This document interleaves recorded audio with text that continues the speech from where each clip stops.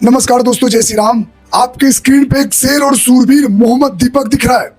ये वही मोहम्मद दीपक है जो उत्तराखंड में कोटद्वार में वहां पे एक बाबा का कोई नाम का एक कपड़े का दुकान था, जहां पे बजरंग दल या पता नहीं किस संगठन के 10-5 लोग गए थे, तो रोक कर भाईचारे की मिसाल पेश किया। फिर इसको लोग कंपेयर कर रहे हैं कि बनना है तो मोहम्मद दीपक बनो। हिंदू था मोहम्मद दीपक, जिम ट्रेनर था, किसी जिम में था। मोहम्मद दीपक बनो, ना कि मोनू मानेसर। कहा राजा भोज, कहा गंगू तेली। कंपेरिजन चल रहा है मोनू भाई से। दूसरा चीज, ये जाकर रोका, पूरा डिफेंड किया। शरीर में बड़ा था, पूरा जाकर वहां लोगों को कर दिया, रोड से हटा उटा दिए हुआ। दोस्तों, ये दीपक असली में दलाल है। ये दल्ला, इन्हीं दल्लों के कारण उत्तराखंड हो चाहे हिमाचल प्रदेश हो चाहे पहाड़ी इलाका जितना हो, वहां से पलायन हो रहा है। वहां पे बाहर वाले घुस घुस के वहां कब्जा कर रहे हैं, पूरा लैंड ग्रेबिंग हो रहा है, और ऊपर से बहन बेटियों के साथ गलत हो रहा है। जिम जिम जिहाद कितना चल रहा है। ये साले यहाँ बाहर से दूसरे स्टेटों से जा के पहाड़ी इलाका में, देवभूमि हिमाचल प्रदेश जगहों में कब्जा कर करके उन भूमि को नष्ट कर रहे हैं। और क्यों ऐसे दलाल और भांड हमारे धर्म के बीच में पड़े हुए हैं।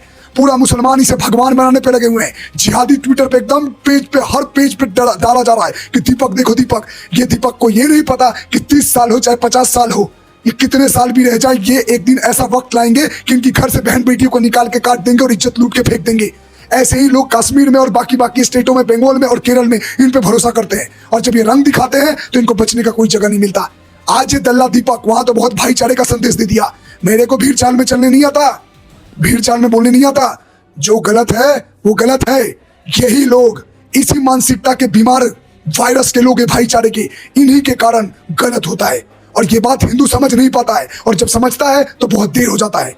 इन दल्लों के साथ बोल रहे 30 साल बाबा धाबा नाम क्यों रखना बे? अपने नाम में शर्म है जो तुम्हारे माँ बाप ने नाम दिया है। राजू, गुड्डू, पप्पू नाम रख लेते हो, फिर थूका थूकी हगामुती करते रहते हो चीजों में, और पकड़ा जाते हो तो माफी मांगते हो। दोस्तों, काटे द्वार में, उत्तराखंड में जितने लोग हो, इस साले दल्ले दीपक का इलाज बांध दो। अगर तुम लोग सूरबीर हो तो हमारे इलाके में नहीं है, तो हम ही बनवा देते या बांध देते सूर, इसका सारा सूरबीरता निकाल देते। कोई मारने वाला नहीं था ना, इसलिए वहां ज्ञान दे दिया। साला सबसे ज्यादा धर्म का दुश्मन, हिंदुओं का सबसे बड़ा दुश्मन इस तरह के दल्ले हिंदू हैं, और सपोर्ट करते हैं, और बाद में जब गलत होता है तो रोते फिरते हैं। मत पड़ो ऐसे दलाल दीपक भांडों के और मोहम्मद दीपकों के चक्कर में। मोनू मानेसर बनना बहुत बड़ी बात है तुम्हारे लिए, कभी नहीं बन सकते।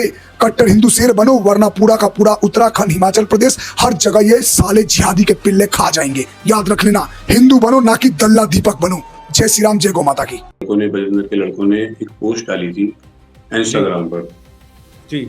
वो पोस्ट मेरे साथ वालों ने मेरे को सेंड करी जी। कि ऐसे करके इन्होंने पोस्ट डाली है कि बोला है कि सब लड़के इकट्ठा हो जाओ, और दीपक को जाकर कोटद्वार हम बताएंगे कि हम क्या चीजें हैं क्या नहीं है। इस तरह करके उन्होंने थोड़ा बहुत उसमें वाहियात बातें लिखी, और हम कल कोटद्वार जाकर उसको बताएंगे।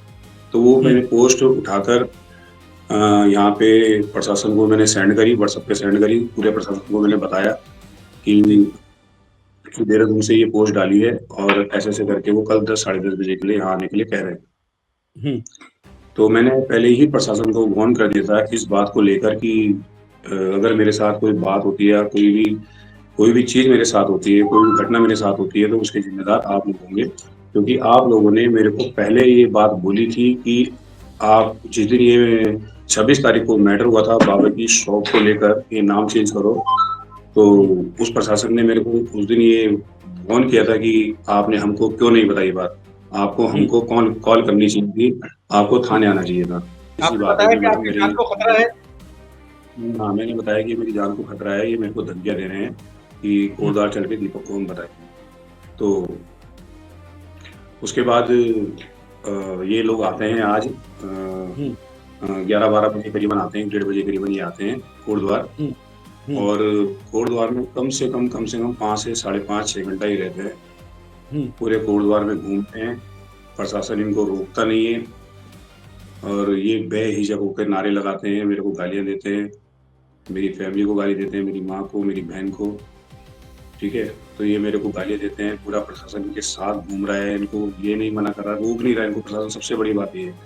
ठीक है, उसके बाद जब मैं नीचे गया, प्रशासन ने मेरे को उठाया, यानी कि मेरे को थाने में बंद कर दिया, बिठा दिया उन्होंने मेरे को। 2-2.5 घंटा मेरे को वहाँ बिठा के रखा, और लगातार ये 4-5 घंटा 6 घंटा जो है ये नारेबाजी लगाते रहे कोटद्वार में।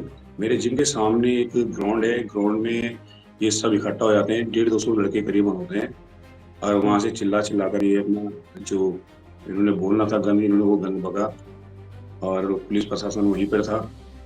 पुलिस प्रशासन ने ये नहीं करा कि इनको भगा दो और उल्टा उन्होंने मेरे को उठाकर जो है थाने में बंद कर दिया। दीपक, ऐसा भी कह सकते हैं इसको कि पुलिस प्रशासन ने जो आपको कॉर्डन ऑफ किया या आपको सेफ रखने के लिए ये सब चीजें की, ऐसा नहीं कह सकते इसको? अगर मेरे को, चलो मैं मानता हूँ सर कि मेरे को सेफ रखने के लिए उन्होंने किया, मैं मानता हूँ इस चीज को जी कि ये बात मेरे हिसाब से तो ये बात मेरी समझ में नहीं आती कि दूसरे शहर से यहाँ पर लोग आते हैं और जी। अच्छी खासी तादाद में आते हैं जी और पुलिस प्रशासन पे कोई जोर नहीं चला रहा है, उल्टा जोर मेरे पे चला रहा है। मेरे को मतलब थोड़ा बहुत बता भी रहा है, डांट भी रहा है। तो मैं उनको ये बोल भी रहा हूँ कि भाई, मैंने कहा मैं तो यहीं का रहने वाला वासी हूँ, तो मेरे ऊपर इतना मतलब जोर क्यों चला रहे हो? मैंने कहा वो तो बाहर से आ रहे हैं, उनको भगाओ। मैंने कहा सीधी सी बात है, माहौल वैसे ठंडा हो जाएगा। मगर नहीं,